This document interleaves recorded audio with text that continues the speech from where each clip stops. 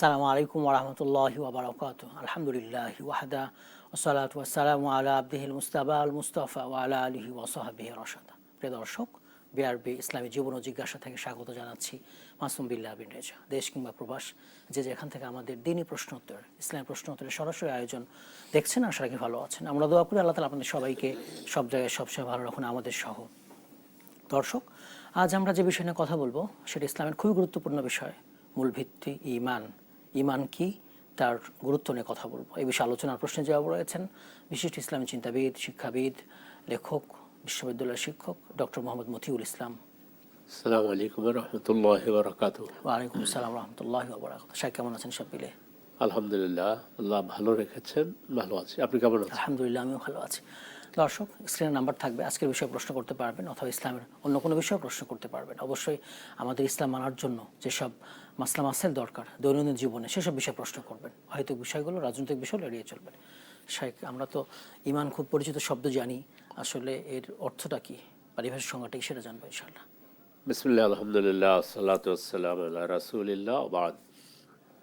ঈমান শব্দ আরবি শব্দ, কিন্তু এখন আমরা বাংলা ঈমানে বলি। জি, ব্যবহার হয়ে গেছে। ব্যবহার হয়ে গেছে। ঈমান আরবিতে লিখে যদি অনুবাদ করতে দেন তাহলে শাব্দিক অর্থ আসবে বিশ্বাস। আর ঈমান ইসলামিক পরিভাষায় অর্থ হবে অন্তরে বিশ্বাস করে মুখে স্বীকৃতি দিয়ে অঙ্গ প্রত্যঙ্গের মাধ্যমে বাস্তবায়ন করা, ঈমানকে বাস্তবায়ন করা। বাস্তবায়ন করা। এটা হলো ইসলামের পরিভাষায় জি, ঈমানের অর্থ দাঁড়াবে আর কি। আবার বিপরীত দিকটা, ঈমানের বিপরীত কিন্তু কুফরি, কুফরে, অবিশ্বাস। শিরকের বিপরীত হলো তাওহীদ। আবার ঈমানের বিপরীত হলো কুফরি। তো আমাদের দর্শকরা যদি এটা বুঝেন যে ঈমান নাই মানে কাফের হয়ে যাবে, জি জি, এটা একটা বিষয়। তো যাই হোক, তাহলে আমরা বিশ্বাস করব। বিশ্বাস কয়েকটা দিক আছে, সেটা আমরা ইনশাল্লাহ আমাদের আলোচনা আসবে। কিন্তু ঈমানের শাব্দিক অর্থ হলো বিশ্বাস করা, পরিভাষা হলো অন্তরে বিশ্বাস করতে হবে, মুখে স্বীকৃতি দিতে হবে। জি জি, তাসদিবিল জিনান ইকরাল বিল লিসান, আমাল বিল আরকান। আর অঙ্গ প্রত্যঙ্গ দ্বারা কাজ করে সেটা প্রমাণ করতে হবে। ইসলামে ঈমান কেন এত গুরুত্বপূর্ণ? আল্লাহু আকবার।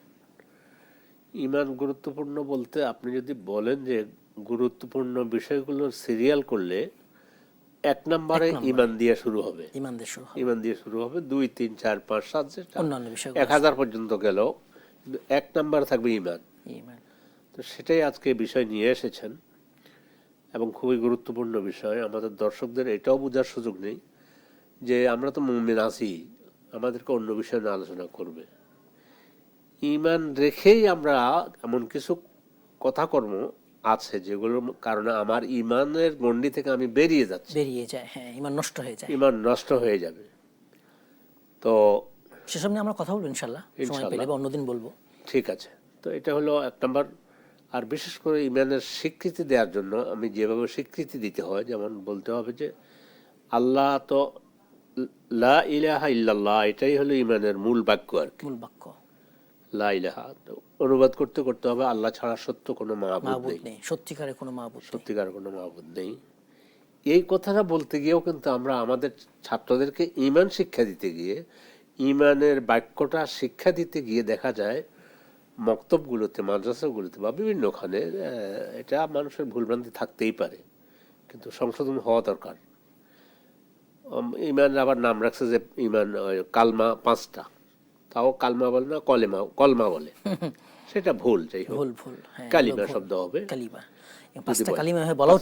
বলাই উচিত না।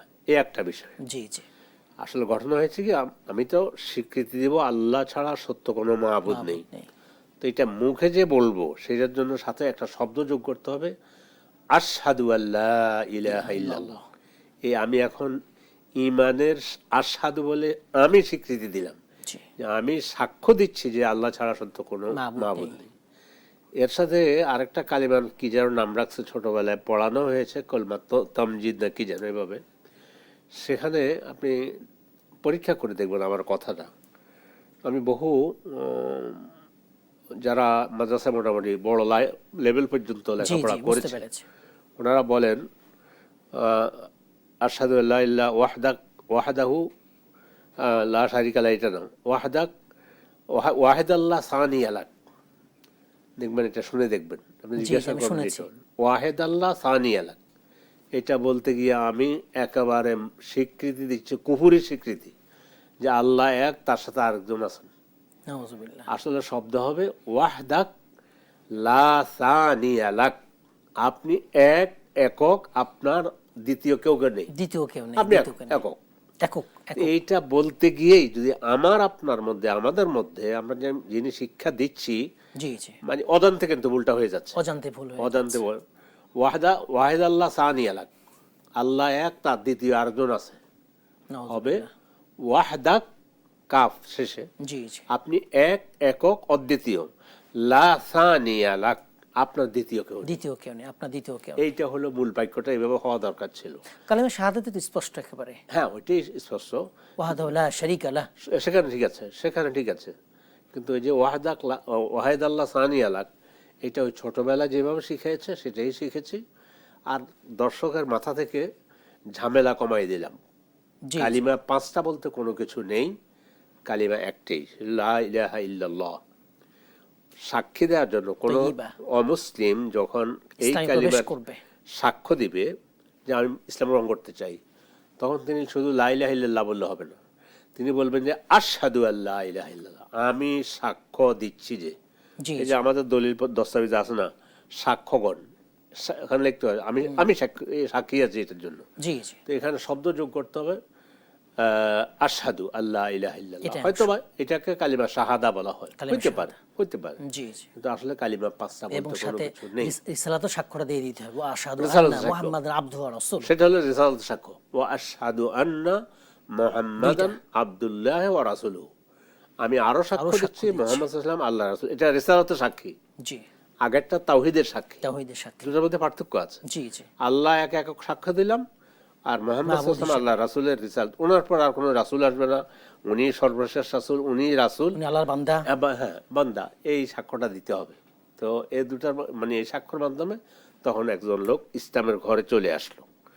যদিও আমরা অভিজ্ঞতা থেকে বলছি, কোনো যদি খ্রিস্টান ইসলাম গ্রহণ করতে এসেছে, বা আমি যেখানে সৌদি আরবে চাকরি করেছি, কথার কথা ইসলামিক অফিস, আচ্ছা। মাঝে মধ্যে হয়তো যিনি অফিসের হেড, যিনি তিনি বাংলাভাষী হলে বলতেন যে তুমি সাক্ষ্যটা পড়াই দাও, অথবা ওকে ইসলামটা গ্রহণ করার জন্য পাঠাত। তখন আচ্ছা। আমরা গিয়ে বলতাম। যদি খ্রিস্টান হতো তাহলে হইতে সাথে বাক্যটা যোগ করলে একটু সুন্দর হয়, ওয়া আশহাদু আন্না ঈসা আব্দুল্লাহ ওয়া রাসূলুহু ওয়া কালিমাতুহু আলকাহা ইলা মারিয়াম। এই বাক্যটা জি, জি। অর্থ হচ্ছে কেন, তার আগের আকীদা ছিল, বিশ্বাস ছিল ঈসা আল্লাহ। জি, জি। ঈসা এখন সে এটা বুঝছে যে না, মানুষ আল্লাহ হইতে পারে না। হতে পারে না। আলহামদুলিল্লাহ বহু খ্রিস্টান ইসলাম গ্রহণ করেছে, গবেষণা করেছে, জি, জি। করে দেখলো যে মানুষ কিভাবে দেবতা হইতে পারে। ঠিক আছে, আমি ইসলামের মধ্যে এটার কোনো সিস্টেম নেই। মানুষ মানুষ বলতে সে যেই হোক, সৃষ্টির সবগুলো বান্দা, হ্যাঁ, সব বান্দা, সব কিছু মাখলুক। মাখলুক। এটা দেখে যখন ইসলাম গ্রহণ করতে আসলো, তাকে তাইলে আগের আকীদাও তাকে সংশোধন করে দেওয়া হলো, জি। যে আমি এটাও সাক্ষ্য দিচ্ছি ঈসা আল্লাহর বান্দা এবং রাসূল, আল্লাহর কালিমা। এবং আল্লাহর কালিমা, রূহ, রূহুম মিনহু, আল্লাহর রূহ।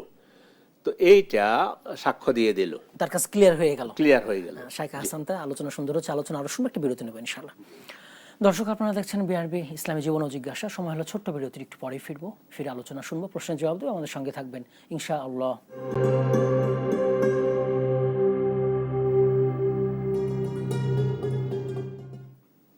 আসসালামু আলাইকুম ওয়া রাহমাতুল্লাহি ওয়া বারাকাতুহু। বিরতির পর আবারও সবাইকে আমন্ত্রণ। দর্শক, আপনারা দেখছেন বিআরবি ইসলামী জীবন ও জিজ্ঞাসা। আমরা কথা বলছিলাম ইমান কি ও তার গুরুত্ব নিয়ে। শাইখ, ইমানের গুরুত্ব আমরা যাই ইনশাআল্লাহ। এবার গুরুত্বের কথা বললে আল্লাহর কথা দিয়ে গুরুত্বটা বলে দিই। জি, জি। আল্লাহ তাআলা যে বিষয়টা বলেছেন সূরা বাইয়ানাতে, আল্লাহ তাআলা দুটো বিষয় নিয়ে আসছেন। ইন্নাল্লাযিনা কাফারু মিন আহলিল কিতাবি ওয়াল মুশরিকিন ফি নারি জাহান্নামা খালিদিনা ফিহা উলাইকা হুম শাররুল বারিয়া। আল্লাহ বলতেছেন, নিশ্চয়ই যারা কুফরি করেছে, আমরা কিন্তু বলেছি ইমানের বিপরীত কাজ কুফরি, কুফরি, হ্যাঁ। এখানে পেয়ে যাচ্ছি, যারা কুফরি করেছে আহলে কিতাবের মধ্যে এবং মুশরিকদের মধ্যে। জি, জি। তাহলে মুশরিক কাফের, আহলে কিতাব কাফের। মিন আহলিল কিতাব ওয়াল মুশরিকিন ফি নারি জাহান্নামা খালিদিনা ফিহা, তাদের শাস্তির কথা বললো, চিরস্থায়ী জাহান্নামে থাকবে। এবং পরে বাক্য বলতেছে এই কুফরি করার কারণে উলাইকা হুম শাররুল বারিয়া, আল্লাহর পৃথিবীতে যত সৃষ্টি আছে নিকৃষ্ট সৃষ্টি, সবচেয়ে নিকৃষ্ট সৃষ্টি হচ্ছে কাফের। কাফের বিষয়টা বলেছেন কে? আল্লাহ রাব্বুল আলামিন। সাথেই তিনি বলছেন ইন্নাল্লাযীনা আমানু ওয়া আমিলুস সালিহাত, নিশ্চয়ই যারা ঈমান এনেছে এবং নেক কাজ করেছে। তাহলে আমাদের অর্থের সাথে মিলে যাচ্ছে, ঈমানের সাথে নেক কাজ লাগবে, অঙ্গ প্রত্যঙ্গের কাজ। জি জি। উলাইকা হুম খায়রুল বারিয়া, এরা আমার সৃষ্টির মধ্যে সর্বশ্রেষ্ঠ সর্ব উত্তম সৃষ্টি। তাহলে এক ঈমানেই আমাকে আল্লাহর সৃষ্টির মধ্যে সর্বোচ্চ যেটা আছে জায়গা দিয়ে দিচ্ছে, সর্বোচ্চ জায়গা দিয়ে দিচ্ছে ঈমানের কারণে। আর ঈমান না থাকার কারণে সর্বনিম্ন জায়গা যেটা, সেটা আল্লাহ তাআলা তিনি দিয়ে বললেন কাফের সম্পর্কে। তো এই জন্য ঈমান বিষয়টা এটা না, আসলে ঠিক আছে একটা বিশ্বাস আমি লালন করি, অমুকও একটা বিশ্বাস লালন করে, সে মনে করে যে ঈসা আল্লাহ, সেও ঠিক আছে, আমি মনে করি আল্লাহ এক ও অদ্বিতীয়, আমিও ঠিক আছি, এই গতানুগতিক কথা। এটা হবে না, এটা হবে না, এইটা দিয়ে মুমিন হওয়া যাবে না। ওনারা আবার বলে যে আমরা হলাম উদারপন্থী, এরপরে আমাদের মধ্যে আমরা এই না, এটা হবে না। তাহলে ঈমানের কারণে আল্লাহ আমাকে আল্লাহর সৃষ্টির মধ্যে যত সৃষ্টি আছে সব সৃষ্টির চেয়ে উত্তম সৃষ্টি বলেছেন। তো এর চেয়ে তো আর বড় কোনো সার্টিফিকেট দরকার হয় না। না, আল্লাহ তাআলা বহু আরো বলেছেন ওয়ালাকাদ যারানা লিজাহান্নামা কাসীরাম মিনাল জিন্নি ওয়াল ইনসি লাহুম কুলুবুন লা ইয়াফকাহুনা বিহা ওয়া লাহুম আয়ুনুন লা ইবসিরুনা বিহা ওয়া লাহুম আযানুন লা ইয়াসমাউনা বিহা উলাইকা কাল আনআম বাল হুম আদাল। আল্লাহ তাআলা তিনি বললেন আমি ওয়ালাকাদ যারানা লিজাহান্নামা, জাহান্নামের জন্য কিছু সৃষ্টি করেছি, কাসীরাম মিনাল জিন্নি ওয়াল ইনস, জিন ইনসানের মধ্যে থেকে। জি জি। এদের অন্তর আছে, আমি একটা অন্তর দিয়েছি, অন্তর দিয়ে গবেষণা করে না, চিন্তা উপলব্ধি করে না, আমাকে উপলব্ধি করে না। আয়ুন লা ইবসিরুনা বিহা, তাদের চোখ আছে কিন্তু চোখ দিয়ে সত্যকে দেখে না, সত্যকে দেখে। আযানুন লা ইয়াসমাউনা বিহা ওয়া লাহুম আয়ুনুন লা ইবসিরুনা বিহা, চোখ দিয়ে সত্য দেখে না, কান দিয়ে সত্য শুনে না, অন্তর দিয়ে সত্যকে বুঝে না, উপলব্ধি করে না। এবং এই দিনটাকে কিয়ামতের দিন আবার জিজ্ঞাসাও করবে। সূরা বনী ইসরাঈলের মধ্যে বলছে আল্লাহ তাআলা যে এই তিনটার কথা উল্লেখ করে বলছে যে এই তিনটা কিয়ামতের দিন জিজ্ঞাসিত হবে। সূরা বনী ইসরাঈলের মধ্যে ইন্নাস সামা ওয়াল বাসার ওয়াল ফুয়াদ কুল্লু উলাইকা কানা আনহু মাসউলা। আসলে জিজ্ঞাসা করার অর্থ হলো এই চোখ দিয়ে তুমি সবকিছু দেখলা, গবেষণা করলা, বিরাট বিজ্ঞানী হলা, আমি একক আল্লাহ যা আছি এটা তুমি এটা দেখলা না, অন্তর দিয়ে অন্য কিছু উপলব্ধি করতে পারলা, কিন্তু আমি এক আল্লাহ যে আছি এবং আমাকে উপলব্ধি করতে পারলে না, এবং চোখ দিয়ে কান দিয়ে আমার কথা শুনো নাই। সত্য এসেছে, পাঠিয়েছে, রাসূল বলেছে, কোরআন হাদিস আছে, তোমাকে আহ্বান করা হয়েছে, কিন্তু তোমার কান দিয়ে সেটা শুনলে না, তুমি অন্যটা ঠিকই গ্রহণ করতে পেরেছো, মানে অবাস্তব কথাগুলো তুমি গ্রহণ করতে পেরেছো, খারাপ কথা শুনতে পেরেছো, কিন্তু আমার কথাগুলো শুনো নাই। এই জন্য এই তিনটাকে আল্লাহ কিয়ামত দিন জিজ্ঞাসা করবেন। তো ওই যে ওখানে বলেন উলাইকা কাল আনআম, এরা চতুষ্পদ প্রাণী। পরে আল্লাহ বললেন যে বাল হুম আযাল, না আরো নিচে। হ্যাঁ, বাল শব্দের অর্থ, বাল আরবিতে লিল ইস্তিদরাক, ইস্তিদরাক মানে আল্লাহ বলছে না এটা যেটা বললাম এটা না আরো খারাপ। তার মানে হলো বাঘ, ভালো, ঘোড়া, গাধা, শুয়োর, মানে যত কিছু আছে সব কিছুর চাইতে যে ব্যক্তি আল্লাহর উপর ঈমান আনতে পারলো Rasulullah এবং রাসূলের উপর ঈমান আনতে পারলো না, ও সবচেয়ে বেশি খারাপ, নিকৃষ্ট, নিকৃষ্ট। ওয়ালাকাদ যারানা লিজাহান্নামা কাসীরাম মিনাল জিন্নি ওয়াল ইনস লাহুম কুলুবুন লা ইয়াফকাহুনা বিহা ওয়া লাহুম আয়ুনুন লা ইবসিরুনা বিহা উলাইকা কাল আনআম বাল হুম আযাল। এরা চতুষ্পদ প্রাণী। না, চতুষ্পদ প্রাণী না, ওর চেয়ে তো আরো খারাপ। কারণ হলো কি, আপনি একটা কুকুর যদি আপনার বাড়িতে পালেন, কুকুরটা বুঝে যে ইনি আমার মনিব, তার মধ্যে আল্লাহ এইটুকু দিয়েছে, গভীর রাত চোর ডাকাত এসেছে, সে ঘেউ ঘেউ করে ছুটছে, চোর ডাকাত পালাইলো, আপনি এসে একটা গলা খাঁকুর দিয়েছেন, আপনাকে দেখো না, সে গলা খাঁকুরও বুঝছে যে আমার মনিবিনী, ওনার বাড়িতে, ওনার বাড়ির সারাউন্ডিং ওয়ালের ভিতরে আমার থাকার জায়গাটা করে দিয়েছেন। খাবে কি খাবে এটাও আপনি অত হয়তো মানে কি খাওয়াবে, কুকুরের জন্য স্পেশাল খাওয়ার ব্যবস্থা করে নাকি, ধনী যারা শহর আছে সেটা ভিন্ন জি জি, কথা। যারা পালে পালে কুকুর স্বাভাবিক সে এমনি ঘরের বাইরেই থাকবে, ঘরের বাইরে থাকে ওগুলা, নিরাপত্তার জন্য, কিন্তু পাহারা দেওয়ার জন্য। অন্ততপক্ষে আমার এই মনিব, আপনি গলা খাকড় দিলে বোঝে ও ইনি আমার মনিব, তখন ঘেউ ঘেউ করে না। তো কুকুর যদি মনিবকে এতটুকু একটা থাইকার জায়গা তার বাউন্ডারি ওয়ালের ভিতরে থাকতে দিয়েছে, চেনার কারণে সেই ভদ্রতার সাথেই সে শুয়ে আছে অথবা দেখতেছে। একটা ফোন নিয়ে আসি। জি। আসসালামু আলাইকুম, দর্শককে বলছেন, কোথায় বলছেন, প্রশ্ন করবেন। আমি রায়হান উত্তরা থেকে বলছিলাম। জি ভাই বলুন। ওয়ালাইকুম সালাম রহমতুল্লাহ। ফোন দিয়েছিলাম, আমি হযরতের কাছে জানতে চেয়েছিলাম। জি, প্রশ্ন করুন। বাসায় করি এবং বাসায় করার পর মসজিদে যখন যাই, আমি কি মসজিদে যে দখলিন মসজিদ করতে পারবো 2 রাকাত? জি, আমাদের সাথেই থাকবেন, আমাদের সাথেই থাকবেন। শেখ ওই যে বাসায় সালাত পড়েন, আবার মসজিদে গিয়ে 2 রাকাত সালাত, সালাত পড়েন বাসায় বাসায় সুন্নাহ পড়ে নেন, ঠিক সুন্নাহ আছে, বা নফল। বাসায় আপনি সুন্নত আদায় করেন, যেমন ফজর সালাতের সুন্নত আদায় করে নিয়েছেন, জি জোহরের সুন্নত আদায় করে নিয়েছেন, এখন আপনি মসজিদে গিয়েছেন। মসজিদে গিয়ে যদি দেখেন যে ইমাম দাঁড়িয়ে গিয়েছে, তখন তার নামাজ দরকার নেই। সালাত আর যদি দেখেন যে না ইমাম এখনো সালাতে দাঁড়ায় নেই বা দাঁড়ায় সালাত আরো 2 মিনিট আছে, 3 মিনিট আছে, 2 রাকাত সালাত পড়তে খুব বেশি প্রয়োজন না, বেশি সময় লাগে না। 2.5 থেকে 3 মিনিট হলে যথেষ্ট, 2 মিনিটও অনেক সময় জি, জি। শর্টকাট করে যদি পড়া হয়। কারণ হলো কি, রাসূলুল্লাহ সাল্লাল্লাহু আলাইহি ওয়াসাল্লাম তিনি একটা হাদিসের মধ্যে বলেছেন, ইজা দাখালা আহাদুকুমুল মসজিদ ফালা ইয়াজলিস হাত্তা ইউসাল্লি রাকাতাইন। রাকাতাইন। কোনো ব্যক্তি যদি মসজিদে প্রবেশ করে, জি প্রবেশ করে যে কোনো কারণেও, জি, আমার সালাত আদায়ের জন্য, যে কোনো সময়ে। বন্ধুর সাথে যে কোনো সময় বন্ধুর সাথে দেখা করার জন্য, জি জি, যে কোনো সময় প্রবেশ করুক, সেই 2 রাকাত সালাত আদায় করা ব্যতীত যেন না বসে। না বসে। ঠিক এটা মসজিদের আদব। হ্যাঁ, আমাদের অবস্থাটা হয়ে গেল একেবারে পুরোপুরি এর ভিন্ন। সেই পল্টুটা।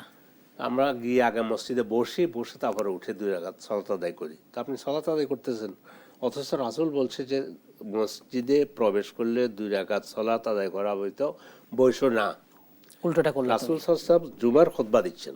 জি জি, সুলাইক আল গাতাফানি নামক একজন সাহাবী, তিনি এসে বসে রাসূলের সামনে বসে গিয়েছেন। খুবই সংক্ষেপে সময় শেষ। তিনি ওখান থেকে মেম্বার থেকে জিজ্ঞাসা করছেন, তুমি কি 2 রাকাত সালাত আদায় করছো?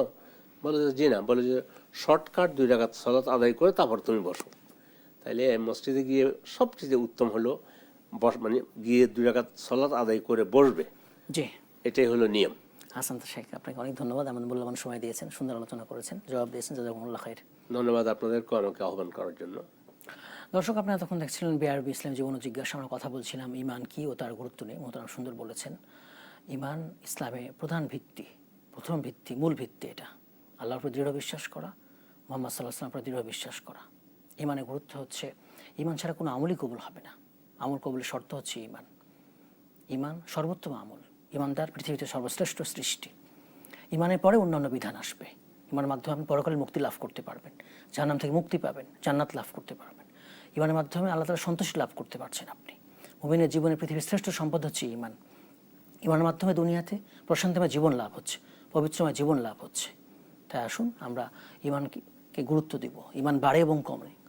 আমল সলের মাধ্যমে, ভালো কাজের মাধ্যমে ইমান বাড়ে, আর খারাপ কাজের মাধ্যমে ইমান কমে যায়। তা আমরা বেশি বেশি আমল সলে করবো, ইমান বাড়াবো। আমিন। আসসালামু আলাইকুম ওয়া রাহমাতুল্লাহি ওয়া বারাকাতুহু।